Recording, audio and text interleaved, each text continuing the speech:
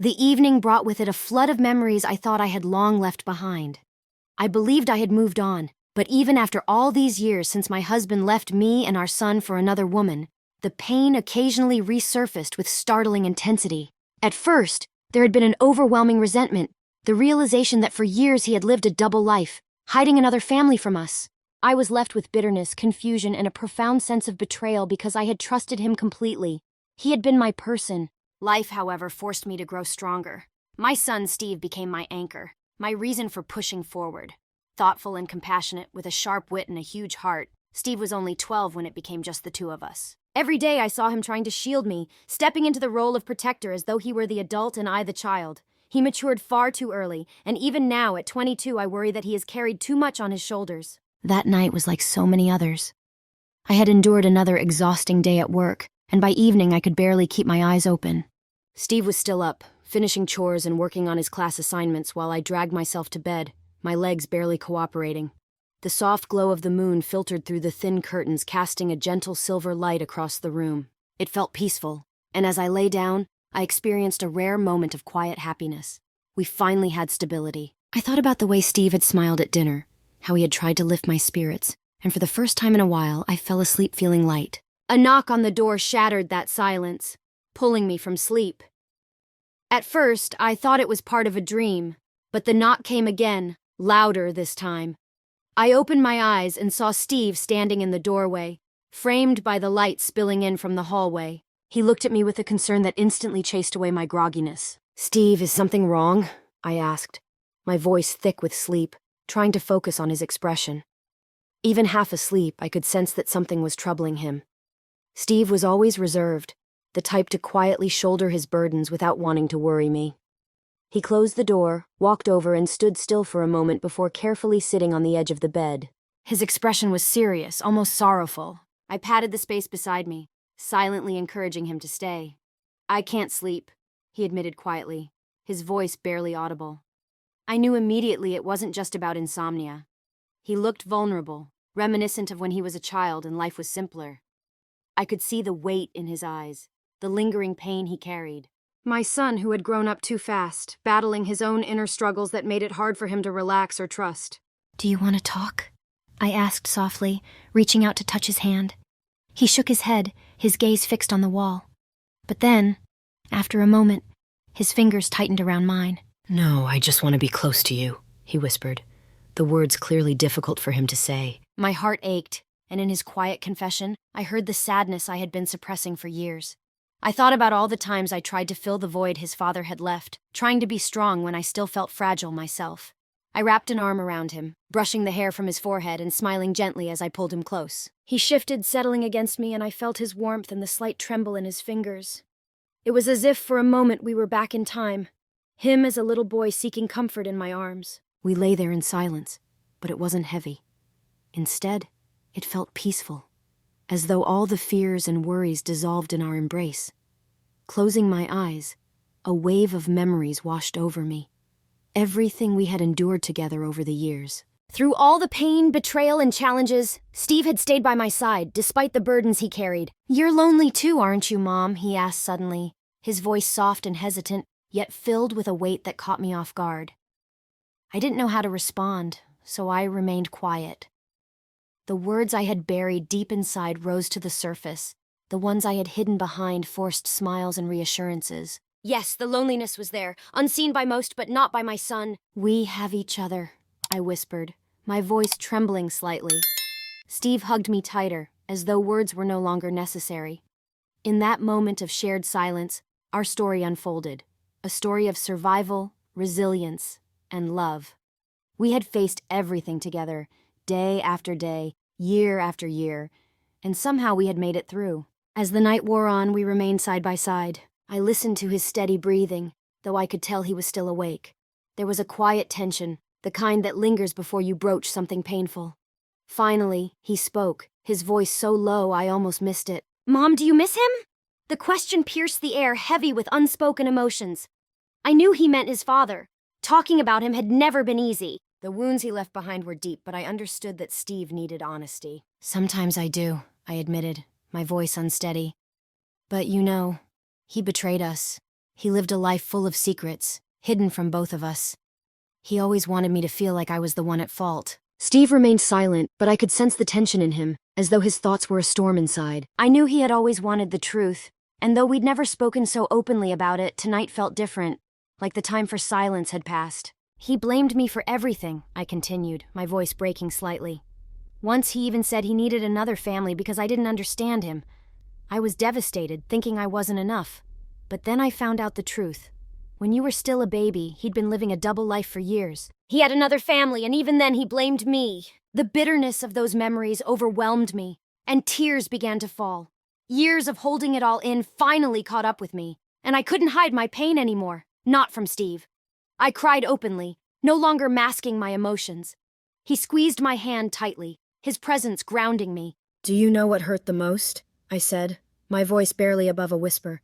I believed him. I believed that our family was his priority, but the truth was, he wasn't really with us. Not in the way that mattered. Steve stayed silent, but his eyes revealed a mixture of compassion and anger I had never seen before. He looked at me with an intensity that told me he fully grasped how deeply that betrayal had wounded me. "Mom, you didn't have to take it," he finally said, his voice hoarse with barely contained frustration. "Why didn't you leave back then?" His question struck a chord, echoing the one I had silently asked myself countless times. For years, I had thought I stayed to shield Steve from the pain, but now I realized my son had grown up long ago. "Because I wanted to keep the family together for you," I replied, my voice heavy with regret. "I hoped things would get better.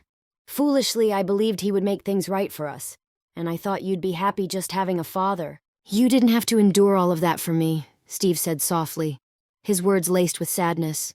"All those sacrifices you made, putting up with his abuse, it wasn't your fault." A wave of guilt mixed with relief washed over me. I could suddenly see that Steve had been carrying the burden of our mistakes, blaming himself for what had happened between his father and me. "Steve, listen to me," I said, turning toward him. "None of it was your fault. There was nothing you could have done to change it. It was his choice, his responsibility. And you know what? When I look at you, I'm grateful that at least we still have each other." His words, filled with unspoken longing, pierced straight into my heart, stirring up a pain I had buried long ago. He squeezed my hand tighter, and I realized that this conversation was something we both needed to finally let go of the past.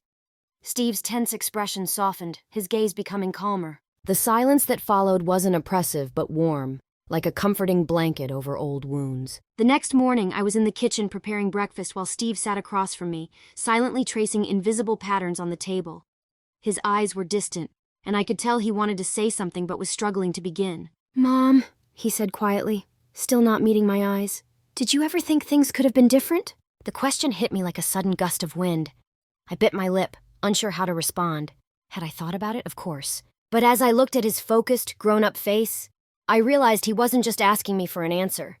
He was searching for something meaningful. Maybe comfort, or perhaps closure. "Maybe," I admitted, my voice soft as though I was reliving every decision that had once unraveled my life. "Maybe I should have been more cautious or left earlier when I first felt something was wrong." "You should have left earlier?" he asked, finally looking up at me, his eyes filled with a mix of curiosity and anticipation. "If you had left, wouldn't that have meant I'd grow up without a father?" His words tightened my throat. I had spent so many nights wondering if leaving would have spared both of us from the years of lies and pain. Yet I had been too afraid to shatter his world, too convinced he deserved the image of a father. "Steve," I said, feeling a weight lift in my chest, "I always wanted you to have a father, to have a family. But I was wrong." Taking a deep breath, I continued. "When I discovered the other woman, the other family, I convinced myself I could handle it, that I could forgive him for your sake. But every time he left, every time he chose not to be there for us, it felt like I was losing a part of myself." Steve looked away, his fingers curling into a fist. In that moment, I wanted to hold him, to reassure him that none of it was his fault, but I knew he needed the truth, not comfort. "I always thought," he whispered, his voice barely audible, "that if I had been better, if I had done more to make him proud, he wouldn't have left." I just wasn't the son he wanted. His words felt like a knife twisting inside me. I walked over, sat beside him, and wrapped my arms around him as if to shield him from the harsh thoughts tormenting him. His pain was so raw, so deeply hidden, that it was unbearable to witness. "No, Steve," I said firmly, tears welling in my eyes. "He didn't leave because of you. His choices, his mistakes, they're all on him, not you." You gave me purpose and strength to keep going, and I've never once regretted that it's just us. He pulled me closer, his shoulders shaking as the weight of our shared pain seemed to break free.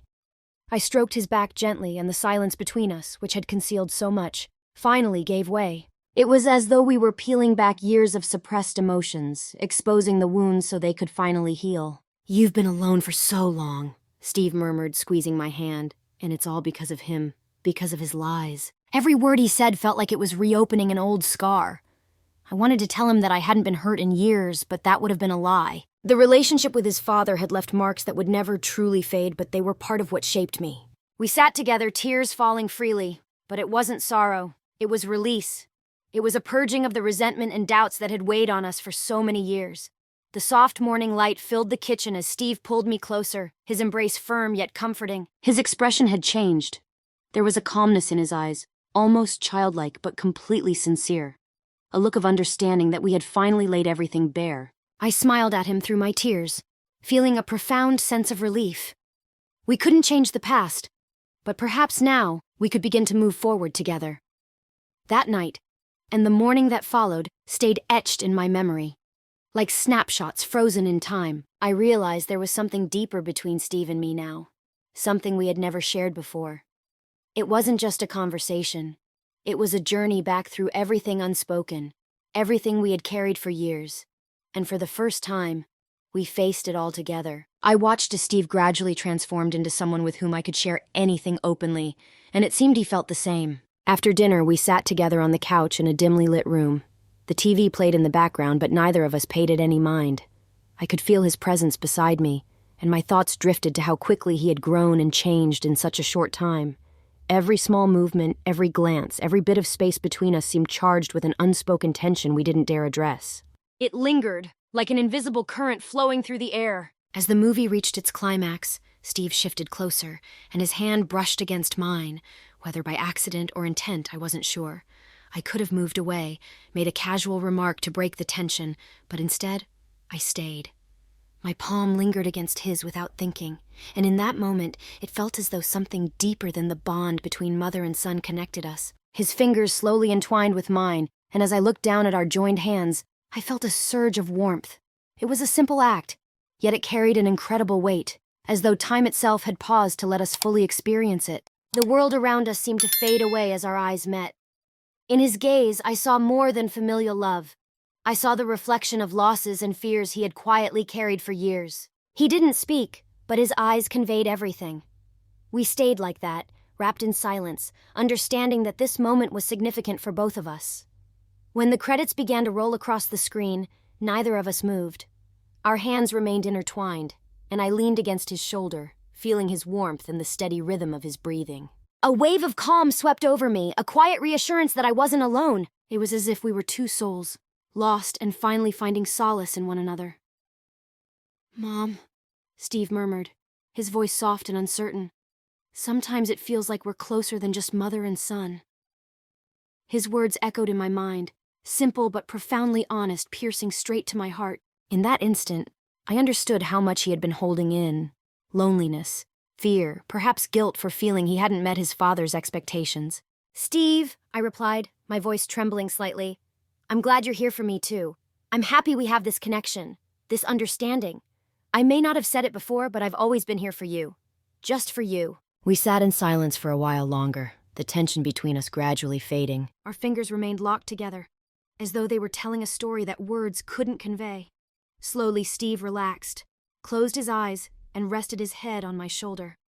The gesture felt natural, peaceful, like a memory from when he was small and I would comfort him. I gently ran my fingers through his hair, as if rocking him to sleep, and in that quiet moment I realized something had shifted between us. This was more than maternal affection. It was a new kind of bond, deeper and more meaningful than before. The air seemed heavy, yet also light with relief, as if the room itself acknowledged the importance of this connection. I knew then that this moment was something to be treasured, protected, not taken for granted. Perhaps our lives had already begun to change without us realizing it. When Steve finally fell asleep, I carefully removed my hand and leaned back against the couch. The soft glow of the nightlight illuminated his face, giving him a serene, almost innocent expression. I smiled, marveling at how strange yet beautiful it was that we had communicated so much that evening without needing many words. Steve was my everything, and with each glance or quiet phrase, I understood it more deeply. The years after his father's departure had shaped us both, forging a bond that went beyond the usual relationship between mother and son. But the realization also frightened me. I feared that this connection might grow into something even more profound, something that felt almost too significant. The next morning, I tried to hold on to the calm of the previous night, but I couldn't ignore the subtle change in Steve's expression. He looked at me as though searching for answers he had kept hidden for years. When he finally spoke, his words were simple but struck a deep chord. "Thanks for last night, Mom," he said softly, his gratitude touching a part of me I couldn't fully understand. Breaking the silence, I smiled, trying to bring some lightness back into my voice. "Steve, I'll always be here for you," I said, watching as he waited for me to continue. "No matter how hard things get, you should never hesitate to come to me for help." He nodded, but his gaze shifted downward, his hands clenching and unclenching as if trying to summon the courage to say something more. Finally, he looked up, his voice quiet but steady. "You always say that, Mom, but I feel like I haven't done enough, that I haven't lived up to your expectations." Those words pierced through me. I stepped closer and placed a hand on his shoulder, meeting his eyes with unwavering sincerity. "Steve, you are the most important thing in my life. I love you exactly as you are. I wouldn't change a single thing about you." He listened intently, and then, almost unexpectedly, he placed his hand over mine. The gesture was familiar, but felt strangely new, carrying an intensity that made me pause. For a moment, we simply stared at each other, the air around us seeming to freeze, as though reality itself was waiting for an important decision. Our gazes locked, and I noticed a newfound maturity in his eyes, something that felt both comforting and unsettling. His gaze held a maturity that unnerved me, resembling that of a grown man rather than the boy I had always known. He began, his voice trembling, as though something deep inside was stopping him from continuing. "Sometimes I feel like I should have done more for you." As he lowered his head, I felt a sharp, almost unbearable ache in my chest, as if I were absorbing his pain and making it my own. In that moment, everything, years, age, and the typical roles of mother and son, seemed irrelevant. We were simply two people, seeking solace in each other's presence. "Steve, you don't need to prove anything to me," I said in a hushed voice, feeling my throat tighten with tears. "You're my family, my anchor. You're more than enough." He wrapped his arms around me, and I felt the tension leave his body.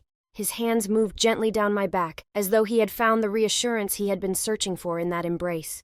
I pressed myself closer to him, feeling us both melt into the warmth of the moment, letting go of all hesitation and lingering doubts. Yet in the deepest corners of my mind, something unsettling remained. It was a quiet but persistent fear, an inexplicable feeling that lingered on the edge of my consciousness, where the most private and painful thoughts dwell. I realized then that our connection had shifted beyond what was ordinary, and the weight of that realization filled me with dread. Where would this newfound intimacy take us? That night, I lay awake for hours, replaying the conversation in my mind, his voice, his eyes, the invisible thread that seemed to bind us more tightly with each moment. It felt as though the bond between us was straining, poised to either snap or transform into something dangerous and irreversible. I tried to convince myself that this was nothing more than maternal love, a tenderness born of years of shared pain and struggle, but deep down I knew this path could lead to consequences I wasn't prepared to face. The next morning I woke with a strange, uneasy feeling. The silence in the house felt oppressive. Looking around, I quickly realized that Steve wasn't there. Panic surged through me as I searched the house. His room was empty, and when I ran outside, there was no trace of him. My son, my strength, my everything. He was gone.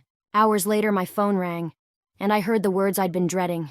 Steve had been in an accident. My hands shook as I made my way to the hospital. Stepping into his room, my heart sank. He lay surrounded by machines, his face pale, his eyes closed. The sound of his labored breathing filled the room. I moved closer, gripping his hand tightly, just as I had the night we sat together on the couch. Tears streamed down my face, uncontrollable and unstoppable. Though his breaths were shallow, he seemed to sense my presence. His fingers weakly squeezed mine. Slowly, Steve opened his eyes, and in a barely audible whisper, he said, "I wanted you to know, Mom. I've tried to be everything for you, but I can't anymore." His words pierced through me like a knife. I couldn't respond, overwhelmed by a wave of emotions that left me paralyzed. We locked eyes, and in that moment I knew our time together was coming to an end. The bond that had sustained us through so much was both our blessing and our burden. As his eyelids fell closed, his breathing gradually slowed, becoming more steady, and then it stopped.